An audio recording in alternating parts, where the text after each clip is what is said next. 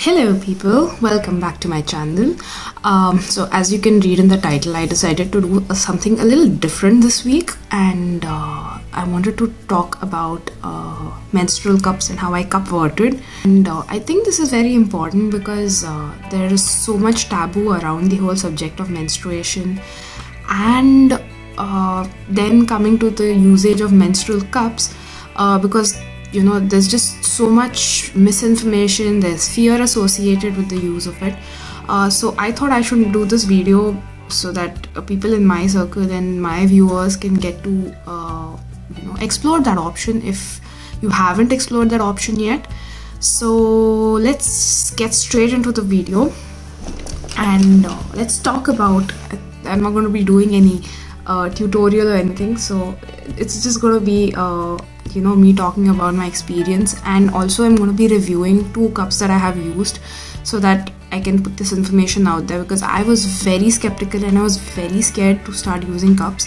So when I did make the decision to start using cups instead of pads or any other method of menstrual hygiene, there was so much fear in my head, and there is so much that you don't know, you're scared, what if it gets lost inside, how do I use it, how do I insert it? There's a lot of fear associated with it, and I was the same, and I did not even know how to measure or how to choose a cup because it comes in sizes, and that itself was so overwhelming for me and so scary for me. So I wanted to just put this information out there, so stay tuned. Let's start right now. Okay, so first things first, I wanted to put some information out there and why I started, why I thought about converting to using menstrual cups. So the thing with disposable pads is they are not biodegradable, and they end up in landfills, and they're really bad for the environment. So I'm going to look down because I've written down a little bit of information. I just want to read it out to you all. This is information that I gathered from the internet. I do not have any source, and I do not know if this is like the exact figures and these are the recent figures, but when I searched, this is what I found. So okay, now this is just maths that I did. On an average, a woman uses about 3 to 5 disposable pads or tampons in a day. So if an average period lasts for 5 days, that makes about 15 to 25 pads. Let's say an average of 20 pads per period per month. So she's using 20 pads or tampons per period. Into 12 is 240 pads in a year, and let's say there's an average of 40 years that she menstruates, right from the age of maybe 11 all the way, or 11 to 13, usual time when a girl starts her period, and she goes on to menopause, say at around 50 or 55. So that's roughly about 40 years. In 40 years, she's used, just one woman would have used an average, plus or minus how much ever, an average of 9,600 disposable pads in the entire time that she menstruates. This is just something I deduced from just working out mathematics in my head. But what information I did gather was, in India itself, there was this NGO, a non-profit organization called WaterAid India. They estimated that there are about 121 million girls and women who of menstruating age, and they dispose about 21,780 million pads per year annually. And that is a lot. This is just in India. That is a lot of non-biodegradable waste getting to the landfills, and that is just going to pile up so much garbage, and it's toxic for the environment, it's toxic for people living around these landfills, it's just bad for the planet. And when you think that just as a person you're going to be using 240 pads per year, that kind of makes you think, oh my god, I need to do something about it. And that's where I was like, I need to think of a better way to manage my periods. And honestly, I was very scared of menstrual cups. I've never even used a tampon. But the idea of putting something up just freaks me out.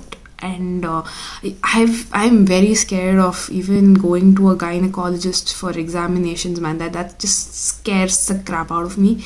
And so when it came to using menstrual cups, my decision came in actually very late.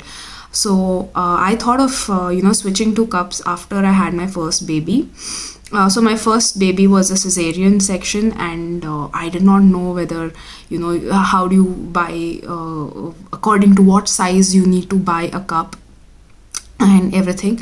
So it turns out that whether you've had a cesarean section or whether you had a normal delivery, a vaginal delivery, you just need to, the criteria is the same because your pelvis has carried the same baby for 9 months, and your muscles, your pelvic muscles, your pubic muscles have gone through the same strain, similar strain, not same strain, similar strain.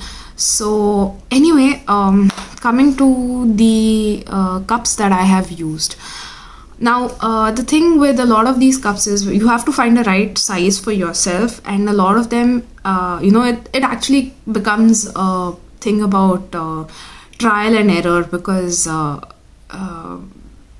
you have to find the right fit for you, and that is a little dicey. So there are ways where you can Google it, and you can find a lot of data, or you can actually see a lot of other menstrual health educators telling you how to do it, how to measure your cervix and how high it is. It's something that you have to do on when you are on your period, so you need to let one period pass to measure your cervix, and that freaked me out. Okay, I honestly, I was like, I'm so sure I'm gonna mess this up. So a friend of mine was helping out with this brand, this is Stonesoup, and she told me that I need to try this. Now I have only seen menstrual cups online or in photos or whatever. So when I saw the Stonesoup cup, let me just show you the cup first. So it comes Stonesoup, okay? Stonesoup comes in this nice tin packaging, and it's got this Cora cotton tiny bag sort of a thing where you can keep your cup in when you're not menstruating, of course. So this is a Stonesoup cup, this is the fuchsia cup, and this is, I'll come to the categories later. So when I had seen this, I was like, don't menstrual cups need to have a stem? And in my head, what I thought was the stem is how you remove the cup from, like when you insert it, you remove it, you pull it out. And my friend was like, no, you don't do that. You never pull a cup. You need to release the suction. You need to pinch the cup and remove it. So, the stem is pretty redundant. And I said, okay, I took her word for it because I have never used a cup. And I said, okay, let me just take the plunge. And I bought this Stonesoup cup. And the first time I had to use this was so hilarious. It's like I didn't know if it had gone high up enough. And then first of all, anyone who's used a menstrual cup in their life will tell you that the first time you try to use it is like doing yoga in the bathroom. Like everyone goes through that yoga phase. And I did not know whether it had gone up enough or whether, because I could feel it, I could feel it while walking, and I had to call, I panic called like my friends, and I'm like, am I using it correct? And like, no, you're not supposed to feel it. And like, what am I supposed to do? And they were like, no, you have to put it up higher. I'm like, how? And it took a lot of trials. Then I finally got it in, and when I finally got it in, I was like, oh my god, how am I going to get this out? And the thing is, you have to be relaxed. You have to be relaxed to get it in and get it out. And can you believe it? I finally, so when I did buy my menstrual cup, it was after my second baby. And my second baby was a natural vaginal delivery. So a person who's gone through 2 pregnancies, it was something very shameful for me to admit it and say it. I had no idea about my own anatomy, and I did not know how this had to be used, and when I did use it, I realized that you know you can't really get it lost inside you, because it's not going to go up somewhere that it'll get lost, and you just need to be relaxed. So half the time I think women fluster with it is because they panic, and the minute you panic, here's the thing with the muscles down there, or your muscles in general, you don't tend to realize it. When you get tensed or when you freak out, you immediately, your muscles just contract, right? So it's harder to get the cup out, and it was hilarious. So that was my first time using a cup. Now coming to the review part of it.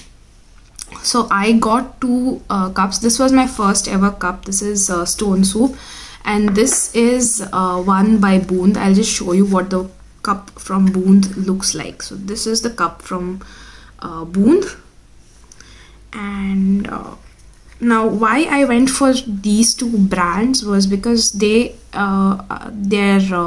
categorization of cups is pretty simple. They don't have sizes, so it's just standard size for everyone, and that kind of made me relax. Half my fear went down in just that. Now with Stonesoup, they have 4 colors basically. I'll review this first. Stonesoup. So they have 4 colors. This is the fuchsia one. This is fuchsia, and teal ones are the regular ones. So regular ones are beneficial for women who have medium to high flow, and who have a medium to active lifestyle. So this is basically, the regular cup is medium hardness. So there's hardness and softness in these cups. There's a yellow one, which is for women who are very athletic and very active and who have very good muscle tone. That is for them. And the green one is very soft one for sedentary lifestyle and women, I think, who have medium to low flow during their periods. So this is pretty easy to use, and like I said, despite it not having a stem, it was very comfortable. Once it's in, you don't feel like it is in. So basically you just, I use the C fold. I fold it like this. This is the C fold, and then you insert it and then just let it open up inside you. Okay, and then once it's in, you run your finger around to check whether it's opened up. So if it's not opened up, then it tends to leak. So this cup I found was very, very good. The only downside was that it did not have a stem. Now what does a stem do? A stem basically just helps you locate the cup inside, so that you don't panic that, oh my god, did the cup get lost inside me? So that is why I asked my friends and people in my circle, and they recommended the Boond cup. Now the Boond cup does not have a stem, but it has this knob. This is again also something which is standard size and standard hardness. This, however, I do not know what went wrong with this. I started using this after getting really comfortable with the Stonesoup one. So I was around 3 cycles in. I was absolutely comfortable using a menstrual cup. I knew how to get it in, get it out quickly, and I don't know what just did not suit me with this cup. I've had so many leaks with it. It's just been crazy. Even when I've not had heavy bleeding and stuff, it was just crazy. But I want to give it a fair chance still. I'll probably use it another cycle or 2 cycles and see if I can get better usage out of it. But otherwise, it's been very comfortable, even more than that. And what I did like about it was that, the knob, which makes it easier to locate inside and you don't panic. But then again, so even if you have a knob, you don't pull the knob out. You have to still feel the knob, pinch, and then remove.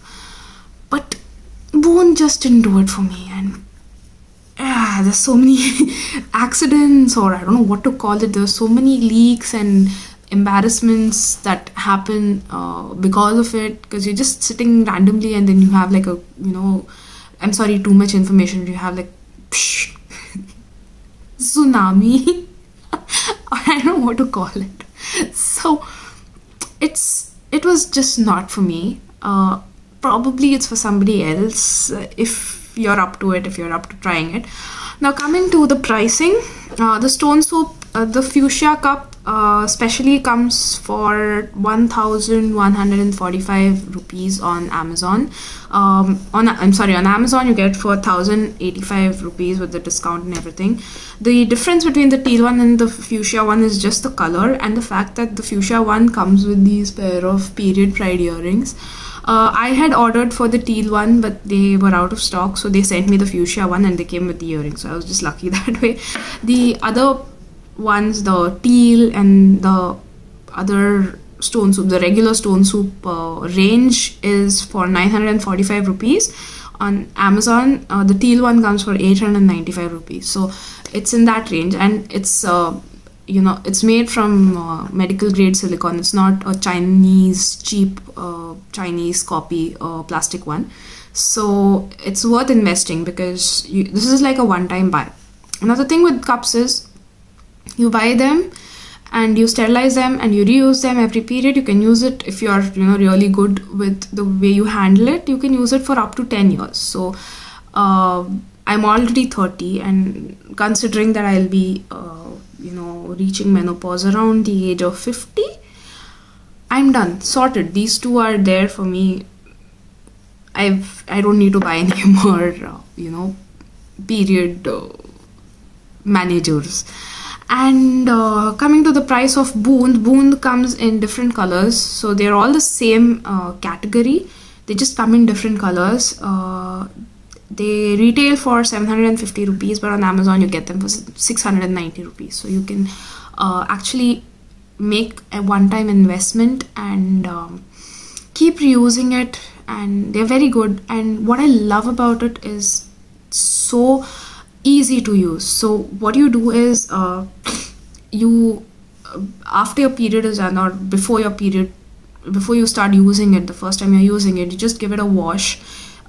They say you don't need to give it a wash with soap, but then I just feel like it's cleaner with soap, so I use baby shampoo, diluted baby shampoo in hot water. I washed it with that first, and then on the kitchen stove you just boil it in boiling water for 5 to 10 minutes, and you air dry it and you put it in the same Cora bag and you keep it. And when you get your period, you just wash it with warm water and then you insert it. And you need to clean it depending on how much flow you have, you clean it every 6 to 8 hours, or you can go up to 12 hours. Again, that depends on how much of a flow you have, but I would say 6 to 8 hours is good, and it lasts you all night long also. You can have a nice peaceful sleep. You don't have to get up and change and blah blah blah. So you change it every 8 hours, let's say 8 hours. So you're changing it thrice a day. And so when you change it, or when you don't change it, you actually clean it. So you remove it, you empty the contents into the WC, and then you wash it with warm water or just tap water, like clean tap water again, and shake it off for the water and reinsert it, and that's it. And there's no waste. People do not know. And the most important thing, there's no period smell. Oh my god, that period smell is like the worst, right? So there is no all, menstruating men and women know this, the period smell, and that's not there with these. That's the best part about it. So there's no and if you find the right fit, there are no leaks. There's no tension of can I go swimming? You can go swimming. Can I exercise? I ran a marathon while menstruating, while wearing menstrual cup, and that was I would not have done it if I was not using menstrual cups. I would not have run a marathon. And so it's just like any other day. And I've spoken to a few women who've told me that their cramping has drastically reduced, and I experienced that too. I used to have horrid cramps. That reduced a lot after I started using menstrual cups. So I think the pros are a lot. If you are considering sustainable menstruation, you should consider menstrual cups. There are also other options I could have tried, like cloth pads or cotton cloth pads.